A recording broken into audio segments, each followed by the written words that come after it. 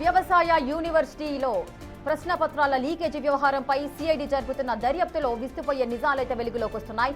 2025-26 విద్యా సంవత్సరం third year పేపర్లు వరంగల్ అగ్రికల్చర్ కాలేజ్ నుండి లీక్ అయినట్లుగా అధికారులు గుర్తించారు. అక్కడ జూనియర్ అసిస్టెంట్ గా పనిచేస్తున్న కార్తిక్ తన సెల్ ఫోన్ ద్వారా ప్రశ్నపత్రాలను ఫోటోలు తీసి జ్యోతి అనే ఇన్ సర్వీస్ విద్యార్థినికి పంపాడు. దీనికి ప్రతిఫలంగా ఆమె నుండి భారీగా డబ్బులు వసూలు చేసినట్టుగా సమాచారం.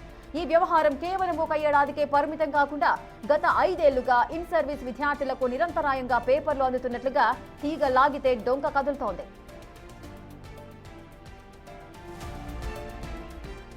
ఈ లీకేజీ నెట్వర్క్ ఒక చైన్ సిస్టమ్ లాగా రాష్ట్ర వ్యాప్తంగా విస్తరించింది.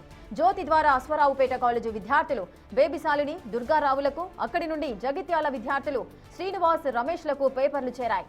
ఈ విధంగా వరంగల్, జగిత్యాల, పాలెం, రాజేంద్రనగర్, ఆదిలాబాద్, సిరిసిల్ల వంటి పలు వ్యవసాయ కళాశాలల్లోని ఇన్ సర్వీస్ విద్యార్థులకు ప్రశ్న పత్రాలు చేరినట్లుగా సిఐడి నిర్ధారించింది.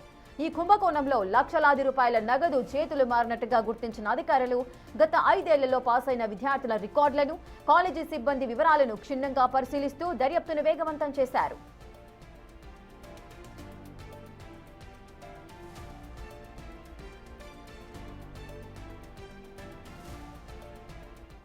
ఇక వరంగల్ వ్యవసాయ యూనివర్సిటీలో ప్రశ్నపత్రాల లీకేజీ వ్యవహారంపై సిఐడి జరుపుతున్న దర్యాప్తులో అయితే విస్తుపోయే నిజాలు వెలుగులోకి వస్తున్నాయి. పూర్తి డీటెయిల్స్ మా ప్రతినిధి వేణు అందిస్తారు. వేణు,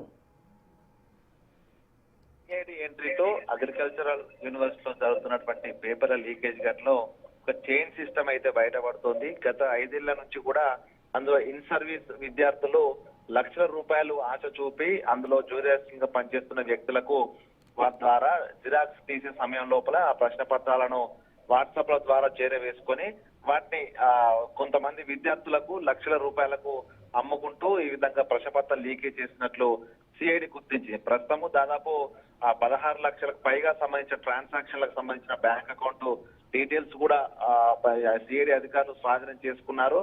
కార్తిక్ అనే జూనియర్ అసిస్టెంట్ గత 3 ఏళ్ల నుంచి కూడా తాను పేపర్ లీకేజ్ చేస్తున్నాడు. తనకంటే ముందు ఒక ఇన్ సర్వీస్ విద్యార్థి అందులో పనిచేసేటువంటి ఒక అసిస్టెంట్ ద్వారా పేపర్ లీకేజ్ జరిపినట్లు కూడా ప్రస్తుతం సిఐడి అధికారులు గుర్తించారు. దీంతో గత 5 ఏళ్లలో ఇన్ సర్వీస్ విద్యార్థులకు సంబంధించిన డీటెయిల్స్, మెరిట్ లో పాస్ అయినటువంటి విద్యార్థుల డీటెయిల్స్ అన్ని కూడా సిఐడి అధికారులు ప్రస్తుతం రికార్డు తీసుకోవడం జరిగింది. మరోవైపు ఈ యొక్క యూనివర్సిటీ కాలేజీలో పనిచేస్తున్నటువంటి జూనియర్ అసిస్టెంట్లు ఈ ఎగ్జామినేషన్ సంబంధించినటువంటి సిబ్బంది అందరితో కూడా వాళ్ళకి సంబంధించిన డీటెయిల్స్ అన్ని కూడా సిఐడి అధికారులు స్వాధీనం చేసుకుని లోతైన దర్యాప్తు చేస్తున్నారు. దీంతో దాదాపు 1 కోటికి పైగా చేతులు మారుంటాయని ప్రస్తుతము సిఐడి అధికారులు అయితే భావిస్తున్న పరిస్థితి. దాదాపు 6 యూనివర్సిటీ కాలేజీలకు సంబంధించి జగిత్యాల, పాలెము, వరంగల్, ఆదిలాబాద్, రాజేంద్రనగర్, సిరిసిల్ల, సో ఈ 6 యూనివర్సిటీలపై కూడా ఒక నెట్వర్క్ ఉంది. ఆ నెట్వర్క్ అంతా కూడా నూతనంగా అడ్మిషన్ తీసుకునే విద్యార్థులు ఎవరైతే ఉంటారో వాళ్ళకి ఇన్ సర్వీస్ లో విద్యార్థులుగా ఉండి పాస్ అయిన వాళ్ళు ఆ చైన్ సిస్టమ్ ద్వారా